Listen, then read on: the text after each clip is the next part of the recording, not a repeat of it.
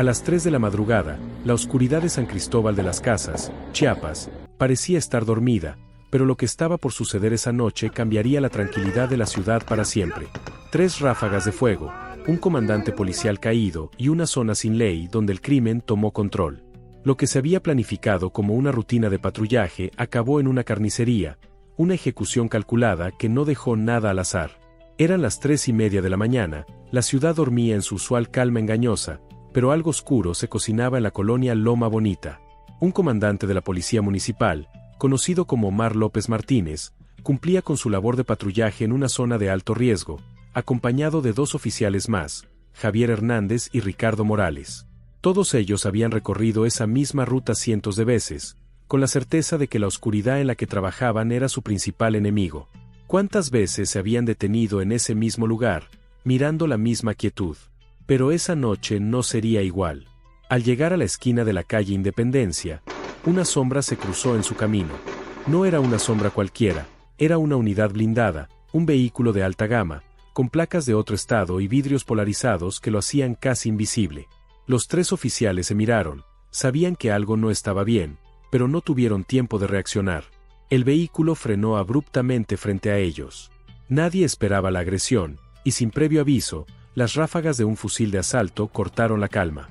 Las balas atravesaron el parabrisas, explotando el vidrio en 1000 pedazos, dejando atrás un rastro de sangre y desolación. Omar López, el comandante, fue alcanzado de lleno. Los 2 oficiales restantes intentaron reaccionar, pero ya era tarde. Javier y Ricardo cayeron también, sin oportunidad de defenderse, mientras el vehículo atacaba sin piedad. El sonido de las balas todavía resonaba en las calles vacías. Los gritos de auxilio de Ricardo, el único sobreviviente, atravesaron las ondas de radio como una llamada desesperada. «Nos están matando, esquina Independencia y Loma Bonita, urgente», gritó, pero no hubo respuestas. El eco de los disparos se desvaneció lentamente, mientras los agresores se desvanecían en la oscuridad, dejando solo el rastro de sus huellas de muerte.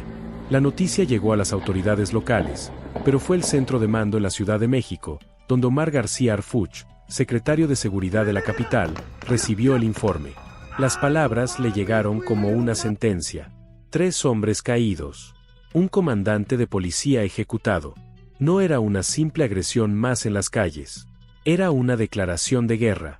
Los sicarios que atacaron a los oficiales no se detuvieron en un simple robo. Sabían que estaban enviando un mensaje, y que ese mensaje no podía quedar impune. Las fuerzas federales comenzaron a movilizarse, pero la ciudad estaba en alerta máxima. Los oficiales locales temían lo peor. ¿Qué haría el gobierno federal? ¿Se tomarían acciones inmediatas o sería solo otro caso de violencia sin resolver? Si tú también te haces esas preguntas, déjamelo en los comentarios. A lo largo de esa mañana, las patrullas se intensificaron, pero los sicarios ya habían desaparecido entre las sombras. La pregunta seguía flotando en el aire. ¿Quién había ordenado este ataque? ¿Quién se beneficiaba de la muerte de un comandante en una ciudad tan estratégica? Mientras las autoridades cerraban el cerco, el vehículo usado en el ataque fue encontrado abandonado a unas cuadras del lugar, con las puertas abiertas y el motor aún caliente. Un coche blindado, con un chaleco táctico de grado militar en su interior, y un fusil de asalto, listo para ser usado. Sin embargo, la pieza clave del rompecabezas seguía sin respuesta. ¿Quién estaba detrás de este ataque? En cuanto las fuerzas federales llegaron a la escena, comenzaron a analizar las pruebas. El vehículo no tenía placas locales. Provenía de Oaxaca, a más de 1000 kilómetros de distancia. ¿Qué hacían sicarios de Oaxaca operando en Chiapas? Lo que parecía ser un ataque aislado en una ciudad pequeña, rápidamente comenzó a tomar dimensiones mayores. El crimen organizado había comenzado a mover piezas en la región, y la alerta ya había llegado al gobierno federal. Las pistas eran claras, pero la solución, aún distante. Las fuerzas federales decidieron cerrar todos los accesos a San Cristóbal de las Casas, mientras la policía estatal y municipal recibían órdenes directas de seguir el rastro de los agresores. Sin embargo, los sicarios habían desaparecido, y el único sobreviviente, Ricardo, se encontraba en estado crítico en el hospital. Su testimonio podría ser clave, pero su vida pendía de un hilo. ¿Sería él el que pudiera finalmente señalar a los responsables? Si tú también quieres saber qué pasó después, suscríbete a este canal y no te pierdas los detalles. La respuesta del gobierno federal fue inmediata. La maquinaria de seguridad comenzó a moverse, pero mientras tanto, las sombras de la ciudad seguían guardando secretos. El crimen organizado no solo tenía control en San Cristóbal, sino que estaba dispuesto a expandirse. Pero los errores cometidos por los sicarios esa noche estaban a punto de desmoronar todo su plan. Habían dejado rastros, huellas digitales, pruebas que lo seguirían hasta el fin. ¿Quién estaba detrás del ataque? Esa pregunta todavía seguía sin respuesta. La respuesta, sin embargo, ya estaba en manos del gobierno federal, y pronto, todo cambiaría.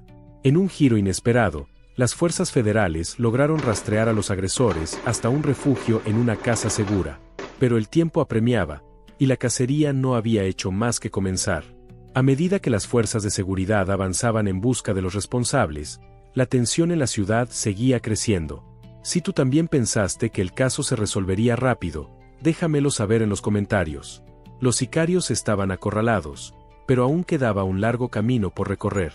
Mientras tanto, la muerte de Omar López, el comandante ejecutado, dejaba una estela de dolor en San Cristóbal. 3 familias destrozadas, 3 vidas que ya no volverían. Pero en medio del luto, algo más se fraguaba en las sombras. El crimen organizado estaba aprendiendo, adaptándose. Y el Estado, por su parte, también estaba cambiando. Los policías, los militares, todos estaban dispuestos a responder, pero la verdadera pregunta era: ¿hasta dónde llegarían para detener esta ola de violencia?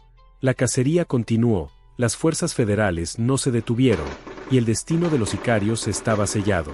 El miedo ya no estaba del lado de los oficiales caídos. Ahora, los asesinos temían que la justicia fuera a alcanzarlos. La última carta estaba por jugarse, pero el sacrificio de aquellos 3 hombres en San Cristóbal nunca sería olvidado. El día siguiente comenzó con la ciudad aún con resaca de miedo. El temor se había instalado en cada esquina, cada rostro, cada conversación. A pesar de que el sol brillaba con fuerza, en el aire flotaba un espíritu sombrío. Los habitantes de San Cristóbal de las Casas, quienes habían sido testigos del brutal ataque a los 3 oficiales, no sabían si el peligro había pasado o si algo peor estaba por venir. La sensación de estar atrapados en una lucha que no habían pedido era palpable. Y es que lo que ocurrió esa madrugada no solo afectó a las familias de los oficiales caídos, sino a toda una comunidad que nunca imaginó que la violencia llegaría a sus puertas con tal fuerza. Esa misma tarde, la Fiscalía General de la República se puso manos a la obra. A través de sus agentes y en coordinación con las autoridades locales, la escena del crimen fue revisada meticulosamente una vez más. Lo que parecía un simple tiroteo entre bandas rivales, comenzó a tomar un giro mucho más complejo. No se trataba solo de un ataque oportunista, la logística de los agresores era de una complejidad impresionante, como si estuvieran preparados para una guerra.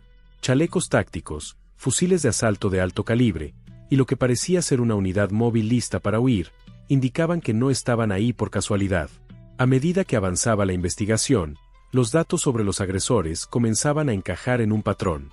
Los sicarios no solo venían de Oaxaca, como se pensó en un principio, sino que eran parte de un grupo más grande, posiblemente una célula del crimen organizado operando a lo largo de varias entidades del sur y el centro del país. El ataque a los policías no fue una casualidad, sino una estrategia. Una estrategia pensada para enviar un mensaje claro: aquí mandamos nosotros. Si ya lo sabías, déjame un like en este video, porque lo que estás a punto de descubrir cambiará tu perspectiva sobre la violencia en nuestro país. Pero en medio de todo esto, un detalle peculiar comenzó a emerger. Los sicarios parecían saber exactamente qué hacían. No fue un tiroteo espontáneo. El conocimiento del terreno, la elección del lugar de escape, la forma en que fueron armados, todo indicaba que habían planificado meticulosamente el ataque. Esto los hacía aún más peligrosos, porque sabían lo que hacían y cómo hacerlo sin dejar rastro. Las fuerzas federales, en su empeño por desmantelar la célula criminal, se enfrentaban no solo a un grupo bien armado, sino a una red que operaba con conocimiento estratégico del terreno. La investigación sobre el vehículo abandonado en la Avenida Juárez también reveló más sorpresas. El auto no solo había sido usado para huir, sino que dentro de él se encontraron pruebas que cambiarían el rumbo de la investigación. No se trataba de un simple coche, sino de una unidad de guerra.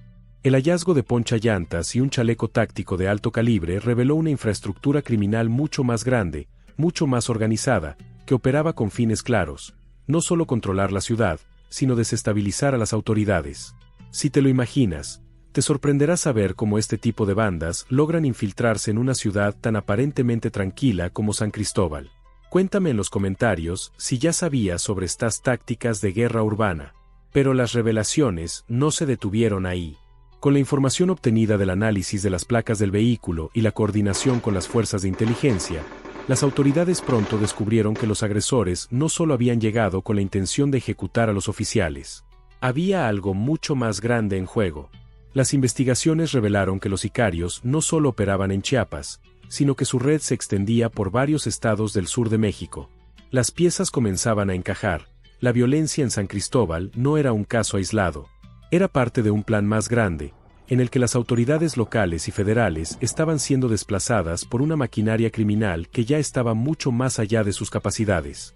Conforme pasaban los días, los mandos federales encabezados por Omar García Harfuch recibían informes continuos sobre el progreso de la operación. El cerco en torno a los responsables de la ejecución de los policías se estrechaba. Sin embargo, una pregunta se mantenía flotando sobre la investigación. ¿Quién estaba detrás de la operación? ¿Quién estaba financiando y organizando a estos sicarios que no solo sabían cómo atacar, sino cómo desaparecer sin dejar rastro? Una operación tan sofisticada requería de alguien con poder, alguien que entendiera cómo mover las piezas sin ser detectado. Y como si fuera parte de un juego macabro, las fuerzas federales comenzaron a recibir pistas que sugerían que los sicarios habían sido guiados por alguien dentro del mismo sistema. ¿Cómo si no? Alguien tan bien organizado sabría exactamente qué hacer en un territorio tan vigilado. Esa sospecha interna comenzó a generar desconfianza en las filas de la policía local. La pregunta se planteó: ¿era este solo un ataque contra las fuerzas de seguridad, o era un acto de traición? Lo que ocurrió luego es difícil de describir. La situación alcanzó niveles insostenibles cuando, a pesar de los esfuerzos de las fuerzas federales por contener la situación, los sicarios continuaron moviéndose sin ser atrapados. Los patrullajes aumentaron, pero la tensión no hacía más que crecer. La pregunta que muchos se hacían en San Cristóbal era: ¿quién más está involucrado? ¿Está alguien dentro del mismo sistema ayudando a los agresores a escapar? A medida que las fuerzas federales rodeaban la ciudad, las investigaciones seguían arrojando pistas, pero los sicarios parecían tener siempre un paso adelante. Se refugiaron en casas seguras, se movían bajo la cobertura de la noche, y el cerco comenzaba a cerrarse.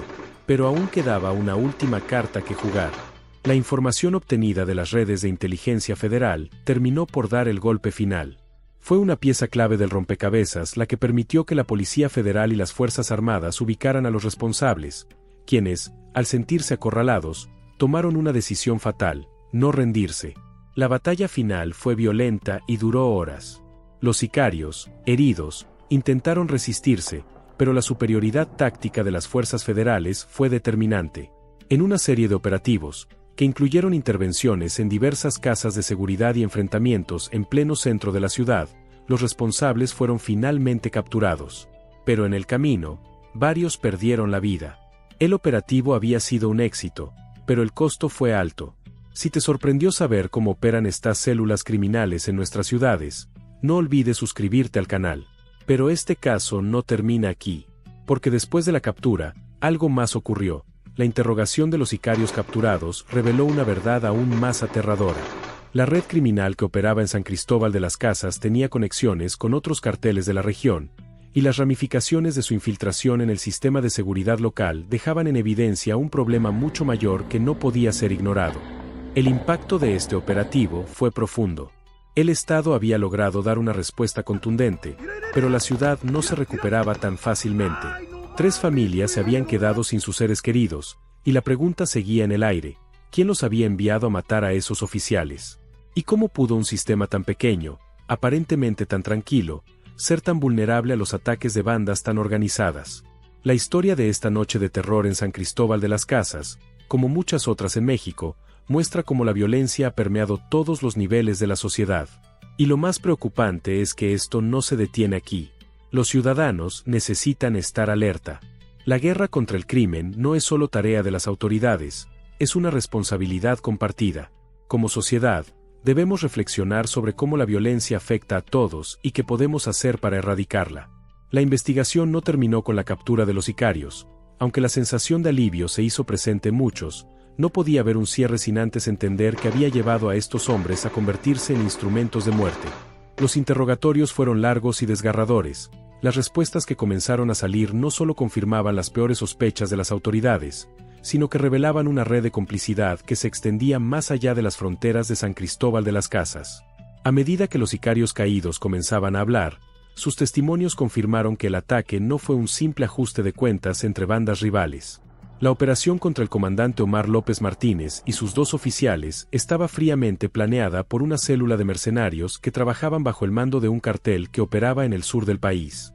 No solo se trataba de un ataque directo a las autoridades locales, sino de una estrategia calculada para debilitar el control del Estado en una de las zonas más vulnerables de Chiapas. Es más, los sicarios hablaban de cómo su misión se enmarcaba en una serie de ataques en otros puntos estratégicos del Estado, destinados a sembrar el caos y frenar los esfuerzos de las autoridades para contener el narcotráfico y otras actividades criminales en la región. Según la información obtenida, los hombres involucrados no eran simples pandilleros. Eran entrenados, tenían acceso a equipos de alta tecnología y sabían perfectamente cómo actuar sin dejar rastros. Y en cuanto a los responsables de orquestar el ataque, los testigos mencionaron un nombre en particular, un líder regional del cartel, conocido como El Chacal. Este nombre resonó como un eco de advertencia en los pasillos del gobierno y las fuerzas federales. El Chacal no era solo un nombre, era un símbolo de una amenaza mucho más grande. Las autoridades lo conocían bien, pero su red de operaciones había sido difícil de rastrear, ya que el cartel había logrado infiltrar varios niveles de la policía local y de seguridad estatal. Esto lo hacía casi invisible para las autoridades y daba a los criminales una ventaja insostenible. La confirmación de que el ataque a los oficiales estaba vinculado a una célula bien organizada, con la colaboración de elementos dentro del sistema, obligó a las autoridades a redoblar sus esfuerzos para destapar esta red. La pregunta que resonó con más fuerza en los círculos de seguridad fue, ¿quién más dentro del sistema estaba involucrado? Y lo más crucial, ¿quién estaba protegiendo a El Chacal? La operación para desmantelar la red que operaba en Chiapas se intensificó. Mientras las fuerzas federales analizaban las pruebas de los interrogatorios, se puso en marcha un operativo coordinado entre diversas agencias de seguridad del país, y la Fiscalía General de la República asumió el liderazgo en la investigación. El objetivo ahora era claro: encontrar a todos los responsables, desde los sicarios que habían cometido el asesinato, hasta los altos mandos que los habían enviado. A medida que las pruebas se acumulaban, y con los testimonios de los detenidos comenzando a coincidir, la verdad comenzó a salir a la luz. El crimen organizado en Chiapas no solo se limitaba a la venta de drogas o extorsiones, ahora se estaba configurando como una red de terrorismo psicológico, destinada a crear caos en la región y erosionar la autoridad estatal. Si pensaste que la situación podría mejorar, te sorprenderá saber que este es solo el inicio de una lucha mucho más compleja y profunda. Con la información recabada, las fuerzas federales comenzaron a desmantelar parte de la infraestructura del cartel, pero sabían que esto era solo una parte de la ecuación. La guerra contra el crimen organizado nunca ha sido sencilla, y este caso era una prueba clara de ello. No solo se trataba de capturar a los sicarios, sino de identificar a las redes internas que operaban desde dentro de las instituciones públicas y privadas. Mientras tanto, en las calles de San Cristóbal de las Casas, la tensión no bajaba. Los habitantes de la ciudad, aunque aliviados por la captura de los responsables, no dejaban de pensar en lo sucedido. 3 vidas se habían perdido esa madrugada y, aunque el gobierno federal había respondido con rapidez, la sensación de vulnerabilidad se había instalado en todos. Nadie estaba a salvo, ni siquiera aquellos encargados de mantener el orden. Lo que quedaba claro es que este caso había abierto una nueva página en la guerra contra el crimen organizado. La intervención de las fuerzas federales era ahora indispensable para detener el avance de estos grupos en el sur del país. No solo en Chiapas, sino en todo el territorio nacional, el crimen organizado ya no se limitaba a las fronteras invisibles de cada estado. Estaba moviéndose con impunidad, y las autoridades necesitaban adaptarse rápidamente a esta nueva realidad. Si alguna vez pensaste que el crimen organizado no tenía un poder tan grande en las regiones del sur, ahora tienes una idea clara de la magnitud de la amenaza que enfrentamos. Es hora de mirar la situación con otros ojos. Los sicarios, los carteles y las estructuras criminales ya no se conforman con pequeños territorios. Ahora buscan tomar control de las ciudades, corromper las instituciones y sembrar el miedo. Las fuerzas federales y el gobierno de Chiapas, con la colaboración de la Fiscalía, lograron ir desmantelando poco a poco la red que había orquestado el ataque. Pero aún quedaban muchas piezas por encontrar. La caza del Chacal se intensificó, y aunque su captura parecía inminente, aún había complicidades dentro del sistema que podrían retrasar la justicia. Nadie estaba seguro de cuántos aliados tenía este cartel en el poder. Mientras tanto, la ciudad comenzaba a recuperarse, pero la cicatriz dejada por el ataque permanecía. 3 oficiales muertos, familias devastadas, y un sentimiento generalizado de que el crimen organizado había ganado una vez más. La lección era clara, la lucha contra el crimen no había hecho más que comenzar, y todos, desde las autoridades hasta la sociedad civil, debían estar preparados para lo que se venía. La caza del Chacal no fue solo una cuestión de arrestos, sino un proceso meticuloso de inteligencia, infiltración y presión constante. A medida que la información iba fluyendo de los interrogatorios, las autoridades comenzaron a desmantelar una red que no solo operaba en San Cristóbal, sino en todo el sur de México. La organización no se limitaba a un solo cartel, sino que formaba parte de una red transnacional que cruzaba fronteras y tocaba varios estados, dejando un rastro de sangre y violencia a su paso. En cada rincón de Chiapas, las autoridades federales implementaron operativos de alto nivel. El ejército, la Guardia Nacional y las policías estatales trabajaron en conjunto, pero sabían que lo que estaban enfrentando no era solo una guerra de armas, sino una guerra de mentes y estrategias. Los sicarios del Chacal estaban organizados, entrenados, y sabían cómo moverse por el territorio sin ser detectados. Cada movimiento, cada operación, estaba calculada con frialdad. No se trataba de simple venganza, sino de una forma de control que llegaba a lo más profundo de la sociedad, infiltrando estructuras políticas, económicas y de seguridad. El Chacal, aunque aún eludía la captura, ya no era invisible para las autoridades. Las fuerzas federales comenzaron a rastrear sus movimientos a través de comunicaciones interceptadas, localización de vehículos y la cooperación con otras agencias internacionales de seguridad. En la oscuridad de la madrugada, los operativos federales se intensificaron. Se sabía que el Chacal no iba a rendirse fácilmente. El objetivo ya no solo era detenerlo a él, sino erradicar la red que lo respaldaba.